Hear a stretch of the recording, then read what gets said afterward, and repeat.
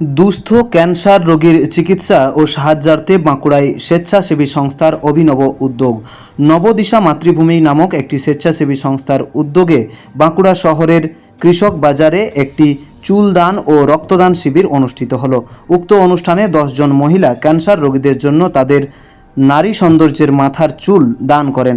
এছাড়াও উক্ত অনুষ্ঠানে প্রচণ্ড গ্রীষ্মকালীন রক্তের চাহিদা মেটাতে প্রায় 50 জন পুরুষ ও মহিলা রক্তদান করেন।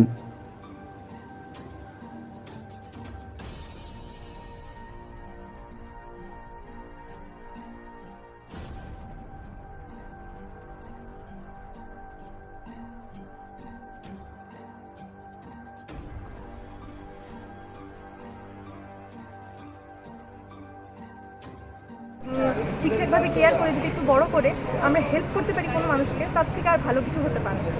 একটা মানুষের আরেকটা মানুষকে হেল্প করা আমরা ছোটো থেকে এটাই শিখে এসেছি। তাই চাইবো আমার মতন আরও অনেকে যাদেরই একটু লম্বা চুল আছে তারা একটু হেয়ার কাটিং স্টাইল না করে দয়া করে আপনারা অন্য কাউকে একটু হেল্প করবেন। তাতে হয়তো আরও একজন একটা মানসিক দিক থেকে সে আরও অনেক বেশি ভালো হবে, তাতে আপনারও ভালো লাগবে এবং তার তো ভালো হবে। আজকে কি প্রথমবার দিলেন? হ্যাঁ, আজকে আমি প্রথমবার দিলাম। কেমন লাগছে? খুব ভালো। আমার অনেক দিন থেকে ইচ্ছা ছিল এই হেয়ার ডোনেশন করার, কিন্তু আমি কোনোভাবে খবর পাচ্ছিলাম না।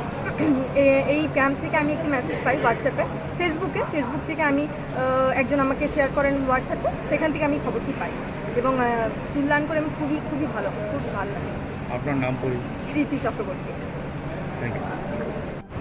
দেখুন, এখনকার যুগ যা পড়েছে, এখনকার দিনে যতটাই ভালো ঠিক ততটাই খারাপ হয়। তো যেরকম আমরা অস্বাস্থ্যকর খাবার খাচ্ছি তার জন্য ক্যান্সার তো অনেকেরই হচ্ছে। তাহলে আমরা তো ডাক্তার নই, আমরা তো তাদের কোনোভাবেই সুরাহা করতে পারবো না ক্যান্সার রোগটা থেকে। আমরা যেটুকু পারবো সেটুকু তাদেরকে চুল দান করে তাদের হেল্প করতে পারবো। তাদের যে মানসিক ব্যথা, সেই ব্যথাটার আমরা সাক্ষী থাকতে পারবো এই হেল্প করে।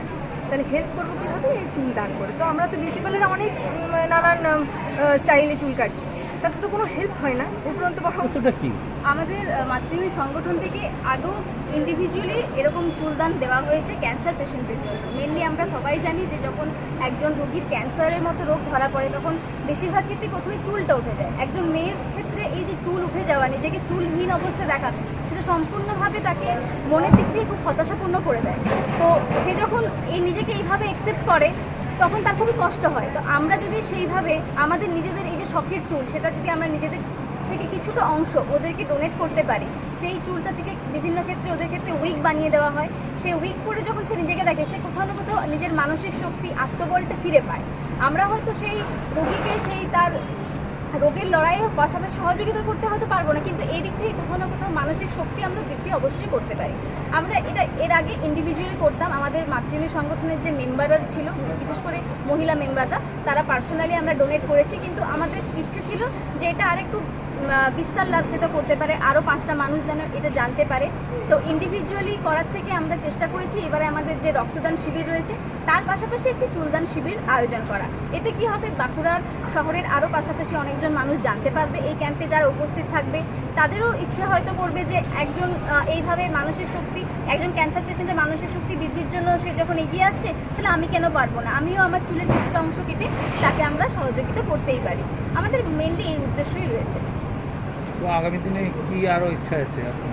আগামী দিনে আরও ইচ্ছা আছে এই যে ক্যাম্পটি আমাদের, এটা যেমন ব্লাড ডোনেশনের সঙ্গে সঙ্গে আমরা সহযোগিতা পাশাপাশি আমরা করেছি, আমাদের ইচ্ছে আছে এই ক্যাম্পের পরে আমরা যেন ইন্ডিভিজুয়ালি একটা শুধুমাত্র হেয়ার ডোনেশন ক্যাম্প করতে পারি, যেখানে আরও অনেক মহিলারা, অনেক আমাদের দিদি বোনেরা নিজের থেকে এগিয়ে আসবেন এবং তারা সহযোগিতা করবেন। শুধু ক্যাম্পে নয়, এইটার থেকে মানুষের মধ্যে এই যে অনেকেই হয়তো ব্যাপারটা জানে না যে কীভাবে আমরা এই জিনিসটাকে করতে পারবো, সেটা এই ক্যাম্পের থেকে তারা সেই খবরটা পাবে এবং পরবর্তীকালে হয়তো দেখা যাবে তারাও নিজেরা হয়তো পার্সোনালি সেটা তারা ওই বিভিন্ন অর্গানাইজেশনে তারা সেটা ডোনেট করতে পারছে, যেখানে থেকে এই যে চুলগুলো নিয়ে গিয়ে উইক বানানো হয় এবং ক্যান্সার পেশেন্টদের বিতরণ করা হয়।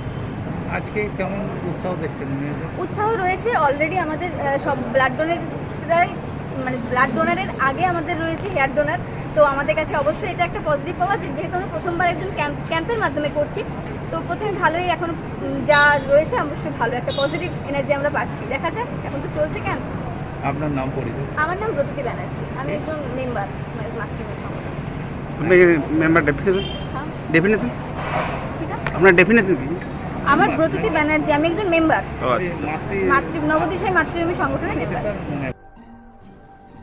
বাঁকুড়া থেকে মানিক কর্মকারের রিপোর্ট, রূপসী বাংলা মিডিয়া।